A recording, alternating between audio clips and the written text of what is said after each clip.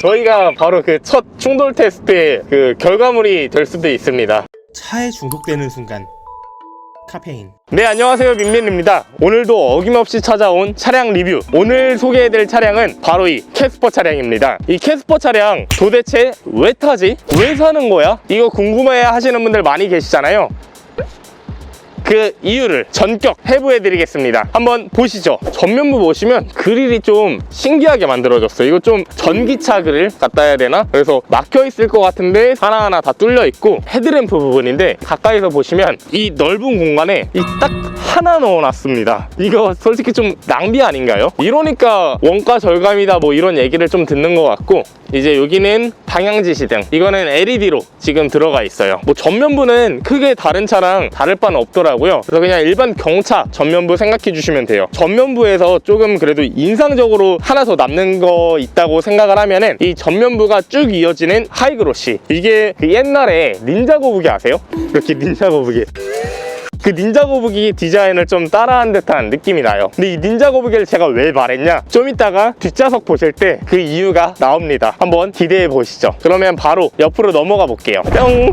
자, 측면으로 넘어왔습니다. 바로 휠부터 볼 건데, 휠이 이제 17인치 휠이에요. 이 리뷰를 찍는 게 1시간 정도 주행을 하고 찍는 건데, 1시간 동안 타보니까 이 17인치 휠도 나름 괜찮은 것 같아요. 이제 15인치 휠이 더 낫다는 분들도 많이 계시는데, 저는 이 17인치도 충분히 승차감에도 괜찮은 것 같고, 모양새도 생각보다 이뻐요. 이 캐스퍼에는 잘 어울린다라고 얘기를 해야 될까? 그런 디자인입니다. 이 부분은 플라스틱으로 만들어져 있어요. 그리고 캐스퍼에서 좀 좋은 부분은 제 생각에는 이게 문콕 방지 같은 느낌으로 좀 들어가 있어요. 우리가 문을 열 때 딱 닫는 부분이 이 정도란 말이죠. 그래서 이게 딱 열었을 때 닫지 않게 좀 보호해주는 역할이 되지 않을까 싶어요. 이게 이제 경차잖아요, 캐스퍼가. 근데 현대에서 이 차를 만들 때 제가 봤을 때 기아의 레일을 좀 잡아보려고 한 것 같아요. 그래서인지 창문이 무척이나 큽니다. 그래서 이런 부분도 되게 인상적이고, 실제 주행할 때도 넓은 창으로 인해서 개방감이 확실히 있더라고요. 그리고 아까 말씀드렸던 닌자 거북이, 제가 왜 닌자 거북이를 말했냐면, 이거 혹시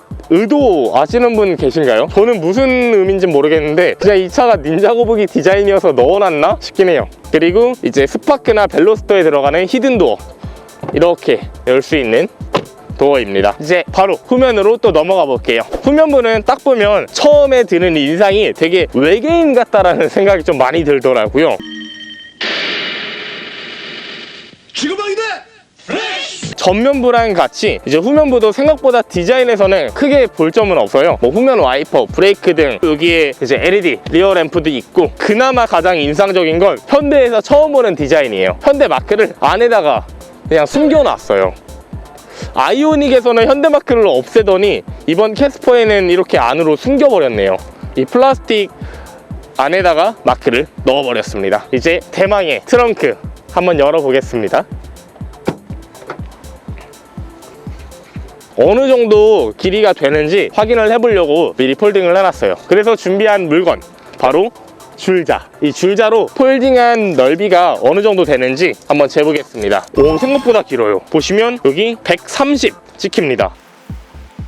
이게 경차인데도 불구하고 이 넓이가 130이나 찍힌다는 건 생각보다 꽤 괜찮은 길이라고 생각을 하고요. 그리고 캐스퍼가 이제 이 트렁크가 생각보다 잘 만들어진 게 이렇게 앉아서 이 깊은 곳을 사용할 수가 있어요. 이게 그냥 일반 차량처럼 이렇게 평평하게 돼 있었다면 이 트렁크가 생각보다 되게 좁을 것 같거든요. 이 높이를 재보면 고작 60밖에 안 돼요. 근데 이 60이라는 거를 거의 한 95까지 한 1.5배로 늘린 거죠. 이렇게 안으로 넣어버려서. 이런 공간 활용도는 경차에서 쉽게 보기 힘든 그런 메리트가 있다고 생각을 합니다. 그리고 이제 캐스퍼 광고 보시면 1열까지 쭉 밀어서 차박 이런 거 하는 거 많이 보셨는데, 이 차량은 아쉽게도 인스퍼레이션 차량이 아니라서 1열 폴딩이 안 돼요. 그래서 2열까지만 폴딩을 해서 안내를 드렸고, 아마 1열까지 폴딩을 하면 길이만 재볼게요.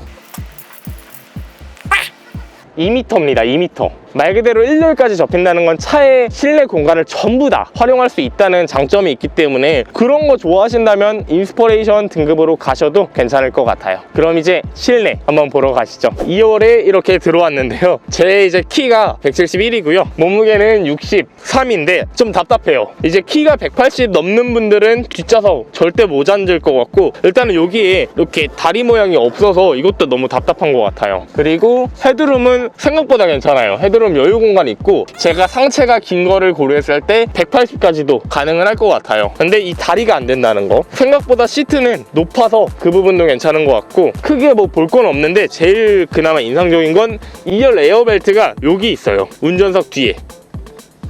근데 특이한 건 조수석 뒤에는 없다는 점. 이거 차별인가 봐요. 되게 특이하다고 느꼈던 게, PD님도 보셨죠? 아까 이 좌석에 지퍼벨트가 왜 있는 거죠? 저는 이거 디자인인 줄 알았는데 원가 절감인가요? 그래도 생각보다 뭐 엄청 좁거나 이러진 않다는 거. 모닝이랑은 크게 차이는 없는 것 같아요.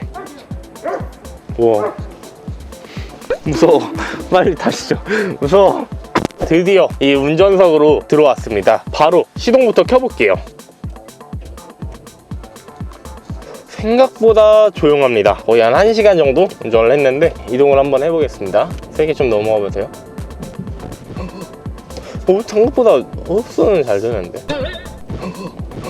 피디님 그거 아세요? 이 차가 원래는 1999년에 현대전공에서 경영 SUV 프로젝트로 인해서 만들어질 뻔 했었대요. 이제 SUV가 사실 최근 들어서 인기가 좀 많아졌잖아요. 그 당시에는 인기가 없어서 프로젝트가 폐지되기도 했고, 이제 현대전공에서 현대자동차로 부서 자체가 이제 기업으로 만들어지면서 프로젝트가 폐지됐었다고 하는데, 만약에 그때 이 차가 만들어졌다면 아마 지금까지도 그래도 잘 팔리고 있지 않았을까라는 생각을 하긴 합니다. 그때 당시에 이름이 베이퍼웨어라고 하더라고요. 이 차량이랑은 디자인이 좀 다르고, 맨날 그 티코 아시죠? 티코를 좀 SUV로 만든 그런 디자인이더라고요. 그런 차로 나왔어도 괜찮지 않았을까? 그 기아의 프라이드 같은 느낌으로 나오면 좋지 않았을까라는 아쉬움도 있긴 합니다. 제가 근데 이 차를 지금 운전하면서 가장 좀 무서운 게 뭔지 아세요? 이 차가 지금 그 KNCAP라고 해서 대한민국 차량 충돌 테스트를 하는 사이트가 있어요. 근데 거기에 아직까지도 충돌 테스트 결과가 안 올라왔습니다. 그래서 만약에 이걸 제가 타고 다니다가 지금 사고 나면은 어떻게 될지 좀 무섭긴 해요. 저희가 바로 그 첫 충돌 테스트의 그 결과물이 될 수도 있습니다. 그러니까 항상 안전주행 필요하다고 생각을 하고요. 그래도 캐스퍼 이렇게 좀 주행을 해보니까 느끼는 점이, 생각보다 차가 정말 잘 만들어졌어요. 이 차 물론 뭐 2천만 원 주고 살 차는 아니겠지만, 만약에 모닝이나 레이랑 캐스퍼 이렇게 세 가지를 두고 고려를 한다고 하면은 저는 무조건 캐스퍼를 고를 정도로 되게 만족도가 높은 차량이에요. 일단은 뭐 승차감도 되게 좋고요. 물론 뭐 출력이나 이런 부분은 얘가 터보 모델이 아니기 때문에 좀 아쉽긴 해요. 아까도 좀 카메라 꺼져 있을 때 엑셀을 좀 밟아봤는데 헛도는 느낌은 있더라고요. 출력이 약하다 보니까. 그래도 경차 가지고 레이싱 할 건 아니잖아요. 그러니까 그런 출력 부분을 제외한다면 정말 만족도가 높은 차가 되지 않을까라는 생각을 합니다. 이제 이 차량이 옵션을 많이 넣은 차량이다 보니까 엉따나 엉차, 그리고 조수석 엉따, 그리고 핸들 열선도 여기 보면은 들어있어요. 여기 뒤쪽에 있거든요.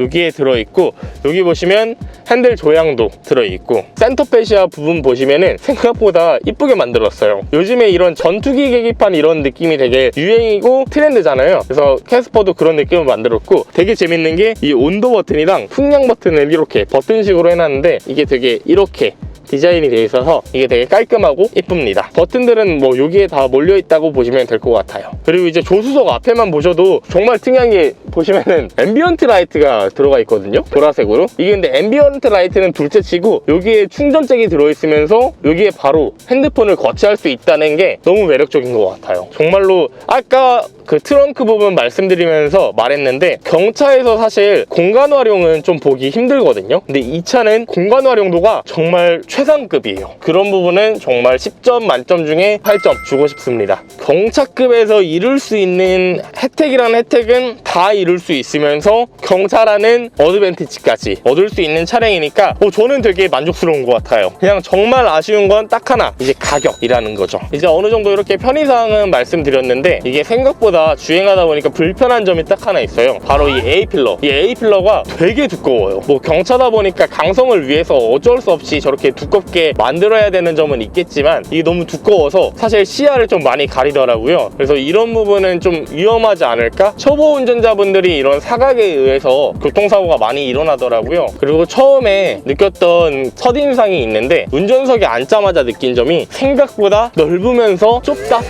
이 앞뒤로는 괜찮거든요. 근데 이 옆으로가 저를 가둬놓은 느낌이에요, 이 차가. 그래서 되게 갇혀서 운전만 하고 있는 느낌을 주기도 합니다. 그래서 그런 실제 주행 관련한 점수에서는 한 10점 중에서 6점 정도 줄만해요. 제가 아까 레이를 좀 잡으려고 했다라는 생각을 했다 했잖아요. 이유가 시야가 되게 레이처럼 좀 높아요. 경차인데도 불구하고 시야가 매우 높습니다. 일반적인 세단보다는 확실히 차 이 시야 각이 높아요. 그리고 옆에 창도 크게 나 있다 보니까 아까 말씀드린 것처럼 시야 확보도 되게 좋고요. 딱 이 A필러만 아니었으면 정말 앞에가 뻥 뚫려 있는 느낌이 났을 것 같은데 그 부분은 조금 아쉽습니다. 좋아요, 구독! 결론적으로 이제 이렇게 오늘 제가 이 차를 거의 한 4시간 가까이 타고 있는데 4시간 동안 타면서 느낀 점은 차는 정말 잘 만들었다. 그리고 이 차 충분히 탈만하다 라는 생각은 했고요. 다만 확실히 그런 점에 있어서도 그래도 가격은 너무 높다 라는 생각을 했습니다. 10점 만점 중에서 점수를 준다고 하면은 평균 이상 한 7점 정도 될 것 같아요. 오늘 이렇게 타보면서 만족스러운 차였고요. 캐스퍼 관련해서 차량 구매나 렌트, 리스 관련해서 궁금하신 부분들이 있다고 하시면 한번 연락 주시면 좋을 것 같고요. 오늘도 이렇게 시승을 한번 해봤는데 부족한 점이 있더라도 한번 좋게 봐주시면 감사하겠고요. 구독과 좋아요는 제게 정말 큰 힘이 됩니다. 감사합니다.